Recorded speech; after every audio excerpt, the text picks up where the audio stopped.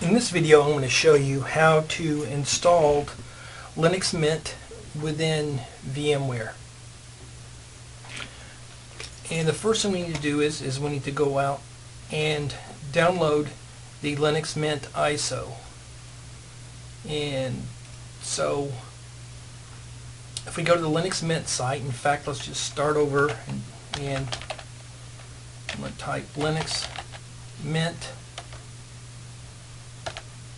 and hit enter, and this is within Firefox, but it shows you that the top link is the main page for Linux Mint. We can go to the download site. Tells you the latest release is 11. If we scroll down, we see that we have three choices of links: either a DVD, a CD with no codecs, or the OEM version. What we're going to do is we are going to install the simple version, the CD with no codecs. Notice the only difference is that the codecs and extra applications are not included, but that's okay because we won't use them. We're doing everything from the command line. And it has a choice of 32-bit or 64-bit.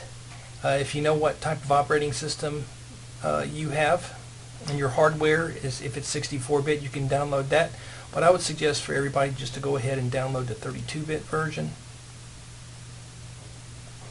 And if we come to this page, it indicates Linux Mint, CD with no codecs, 32-bit.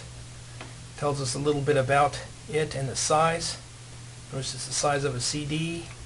If we scroll down, we can choose one of the primary download mirrors in here. We want to select one close to us. Notice that there's some from the USA here. So we can select any one of these and save it to our desktop.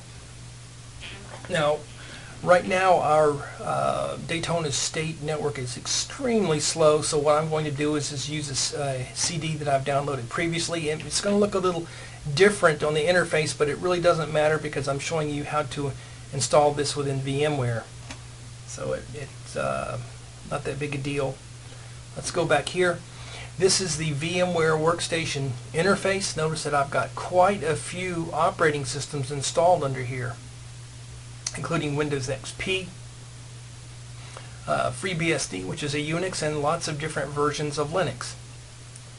And if you have enough RAM resources and hard drive, you can actually run all of these at one time, but usually you can only, for a 4 GB RAM system, you might be able to run 3 or 4 at the same time, depending on what the RAM settings are. So what VMware Workstation does is it allows you to run multiple operating systems simultaneously within virtual machines on your host operating system, and my host operating system is Windows 7. So I'm going to show you how to create a new virtual machine and then install Linux within that virtual machine. So the first thing we're going to want to do is that we're going to create a new virtual machine, and we can do this a number of different ways. We can go up to the File menu. Notice this says New, and we want to create a virtual machine. And now it's going to use a wizard to walk us through the steps of creating a virtual machine. And because this is your first time, you can select typical, and what it will do is it will try to guess the appropriate arguments for the different windows under the wizard. But let's use the custom right here because it's probably going to try to create a 20 GB hard drive for the virtual machine, and you don't need anything nearly that big for Linux. So we're going to select Next, and it's asking us about the virtual machine hardware compatibility. Since when you downloaded the latest version of Workstation, we can keep this as it is. Notice it does tell you the limitations on the virtual machine, and you shouldn't have any problem with this. 32 GB memory limit for this workstation type with a 2 TB hard drive. And this is where we're going to select the ISO that we downloaded. You may have yours selected like this. When it comes up, what you're going to need to do is select the middle one that says Installer Disk Image ISO, and then we're going to want to browse. and we want to find the Linux Mint we just downloaded. And I don't think I have 11 on here, but I do have 10. Notice I've got lots of Ubuntu's and a lot of Linux Mints. So let's select the Linux 10 here. Notice this says GNOME CD AMD 64. This is a 64-bit. Your probably is going to say 32, and yours will probably say Linux Mint 11. It doesn't matter. Now, if this is, say, Ubuntu or Windows, it will have the ability to detect which operating system is on the disk. And it's not familiar with Mint as it is Ubuntu, Linux, or Windows, so it doesn't know what it is. So we click Next, and we're going to tell it on this screen that it's Linux, and we can select anything we want down here, but we want it to be something memorable. And so notice that at the bottom it says Other Linux 2.6 kernel. We're using a 2.6 kernel in Mint 11.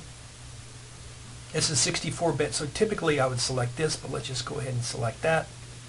Other Linux 2.6.x kernel. We click Next, and this is where we want to change it, the virtual machine name, to something that is memorable. So I'm just going to call that Mint 10. Notice over here I don't have any Mint 10 on here. Notice the location where it's going to save the virtual machine. Under my computer, it's Users, Craig EP, Documents, Virtual Machines, Mint 10. If you would like to save it elsewhere, you can by clicking the Browse button. I always like to save it in the default location under Documents and Virtual Machines, so I can always remember where everything is. We click Next. Oh, it already exists. Okay, so I've already got a Mint 10 on here. Let's call this Mint 10X.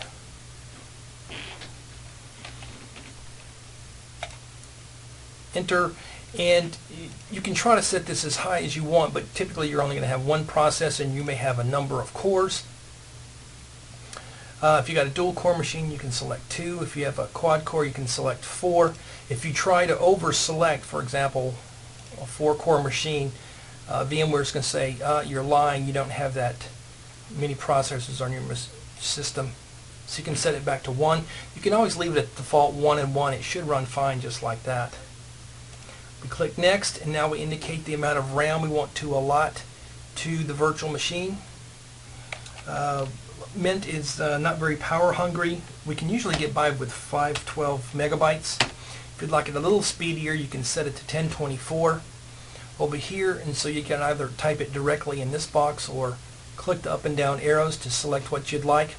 And the great thing about virtual machines is that you can go back and you can change it later on, although the virtual machine cannot be running at the time or suspended, and I'll tell you more about that shortly. So you can also select over here what you would like. Notice that the maximum is 7156 megabytes, which is just under 8 gigs. Let's just go back to 512. We'll set this over here. And if it's not running fast enough, we can always up that. What type of network do you want to add? Right now, we're just going to use network address translation, because this and the bridge network will allow us to get out to the internet. At some point in time in the future, we'll use the host-only network working, but for now on, let's just use NAT. And let's go with the recommended LSI logic here. We do want to create a new virtual disk because we haven't created one before. So we click Next. Let's keep this as SCSI. Next. And now the maximum disk size usually defaults to 20 gigabytes, and that's way too large. So all we want to do is to set that something smaller, set it to no larger than 8 gigabytes. That'll give you some room to play with. You can probably get by with 6 or maybe 5. You can try that out. If something goes belly up, you can always go back and reinstall Mint. You can delete the folder in which the virtual machine is contained and just reinstall everything, but it shouldn't be a problem. We'll leave everything else selected as is. Notice this says allocate all disk space now. We don't want to do that. So what it's going to do is it's going to set the maximum size at 8, but it's only going to be using enough to allow us to install Mint, which will be much smaller than 8 gigabytes. Click Next. What do we want to name the file? Mint 10X That's the name of the virtual machine disk, a VMDK. Let's leave that as is.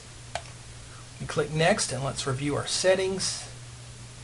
Mint 10, the location of the virtual machine, and hard disk, memory, that's all correct, NAT. And it's also going to create virtual CDs, floppies, USB controllers, printers, and sound cards. So you can use this just as you would your normal host computer. We click Finish. And now the virtual machine is booting. Notice again, this is Mint 10. Your Mint 11 will look a little different. It's green, I believe. If we hit Enter, we can either wait till the automatic boot proceeds, or we could hit Enter there.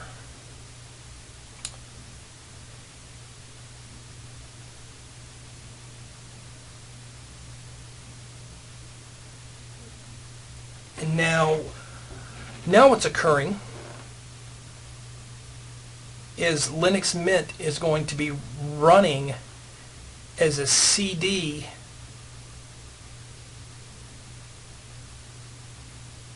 just as you could boot up you've probably never seen this before, but essentially it's running in RAM, and what we're going to do is that we're going to install it from the CD.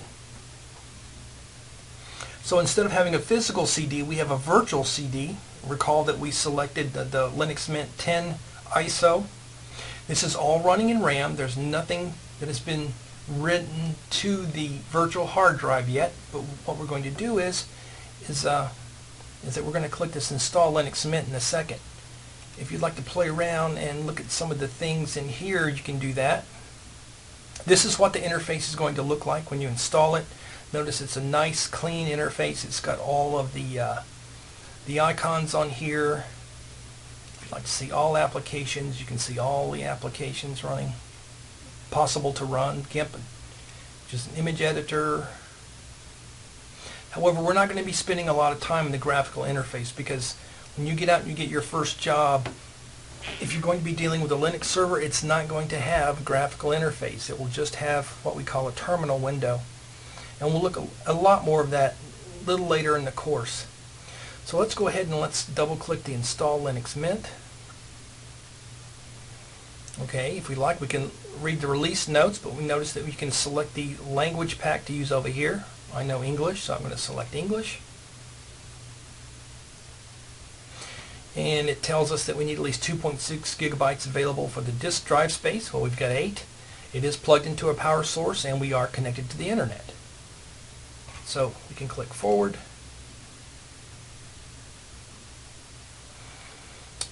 And a lot of these same things are the things you see when you try to install Windows. It says, do you want to erase and use the entire disks, or do you want to specify the partitions manually?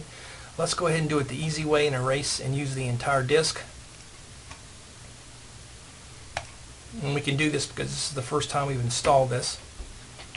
And so it's really writing over nothing, as opposed to, say, for example, reinstalling Mint. And that's the only drive available to install on, so we really can't select anything. But what this shows you is that the entire disk space will be used. And I'll explain a lot more about this throughout the course, what dev SDA is and what ext4 is. ext4 is essentially a file system. If you're familiar with a FAT or NTFS file system for Windows, there are different file systems for Linux, and that's the latest one, the ext4. So we can click Install now. And this is going to take a little while to do, maybe 10, 15, or 20 minutes. And I'm not going to be running the video for that entire time, so I'll pause the video until it's almost done, or there's something else interesting on the screen. Notice that it's working down here. It's detecting the file systems. It went out and got the appropriate date from the network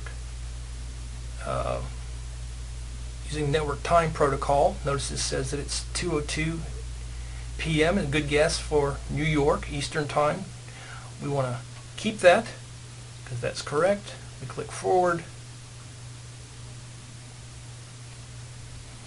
What type of keyboard layout? USA. Let's click Forward. Notice that while we're making these changes, that it's actually working down here and creating the file system. So we want to put your name in here. So let's say your name is John Smith. And we have to have a computer name just like we do with Windows. So make it something that's memorable. I don't care what you call it, but I always call it something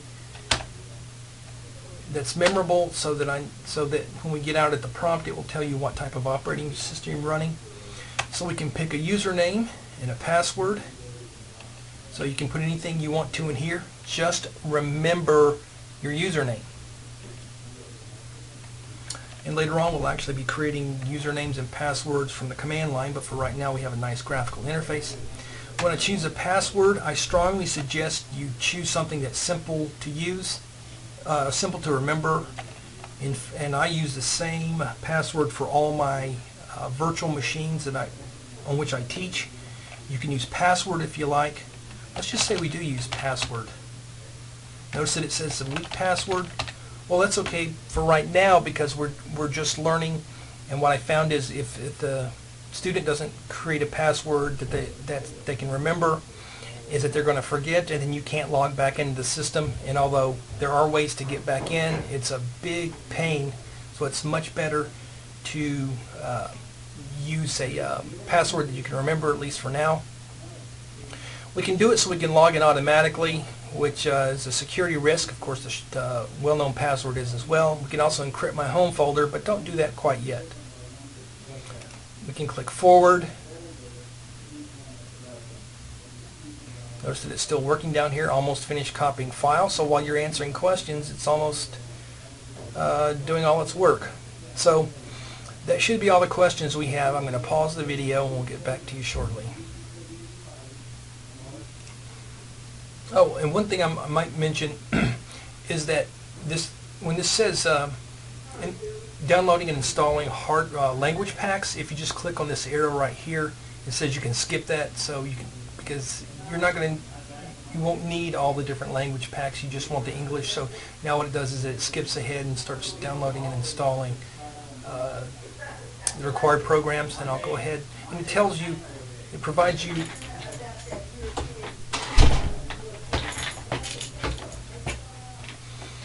an update of what it's doing in here. It's creating a RAM disk, and we'll go back and pause the video again. Alright, so after a few minutes you should see this screen. This is still running in RAM, but it tells you, it asks you whether you want to continue testing, which we don't. We want to restart.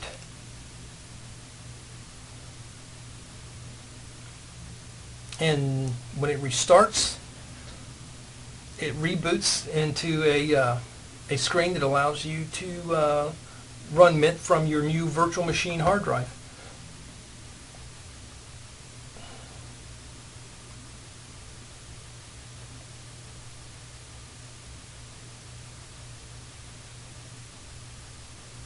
Notice that the cursor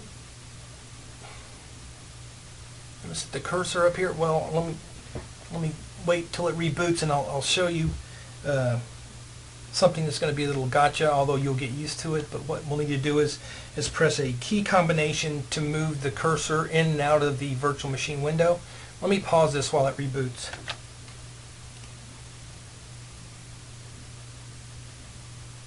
And as soon as I did that, it rebooted. And this is going to look the same as when it booted up previously in using the CD and booting into RAM, but now you're going to get a login screen. Again, this is Mint 10. Yours will look a little different. Mint 11, I believe, has a nice green screen. Okay, so this is the login screen, and it says Mint 10, and this is your login as John. If we double click on that, we can use our password.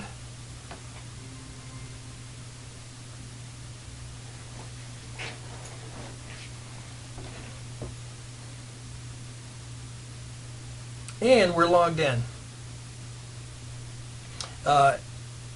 You can click this, show this dialog box on startup. Come on. There we go. Click close. And now you have access to Linux. If you go down to your menu, you'll see that It has a lot of the same types of programs as Windows. It's got a software package manager, a package manager, a web browser, and you'll definitely want to use your web browser. The two main things we're going to be using in Mint are you'll need your web browser and you will need the terminal. And all that is the same thing that you have called the console under Windows. And we'll see what all that means, and there's all our files there. And so while this may look a little scary, trust me, it won't be. In a month you'll be doing this quite easily. I'll show you all the tricks. Okay, so we want to exit out of this, and we're back to our screen. Now, I'm not sure why this is working for me, but typically when you have noticed that I have the focus here, that the cursor, that the pointer is in here, sometimes you can't move it to outside. Notice that I'm moving it actually outside into my host operating system. This is the guest operating system here, but now I'm moving it over here to my host operating system, which is Windows 7. If for some reason you can't do this and it stops at the edge of the screen, hit Control and Alt, and you'll be able to move your mouse cursor, your pointer outside of the screen. To gain focus, you need to go back and click in here. And a couple of other things you need to know is that when you do shut down the system, please do so cleanly. If you go to Menu and then Quit here, you can do Shutdown, Restart, and so on, Cancel. The first time you start up, which is what I've done here, what we need to do is we need to create a snapshot, and it works a lot like snapshots under Windows. We'll go to VM, Snapshot, take a snapshot, and we'll name this first snapshot, and we can provide a description if we want. We can provide the date, 8/29/11. And so what that did is that saved a snapshot of the state of the system. So if for some reason we ever accidentally hose our installation, we can go back up here and revert to a snapshot, notice here, and we can go back to the state of the system as it was. Please make sure you do this as soon as you install the system, because now you know that the system is working. So just in case you do something wrong, you can always go back up and revert to the system. Notice here this green triangle, that means that the guest operating system is running. If you like, instead of logging off, you can actually pause the system, which essentially, notice that it says it suspends this virtual machine.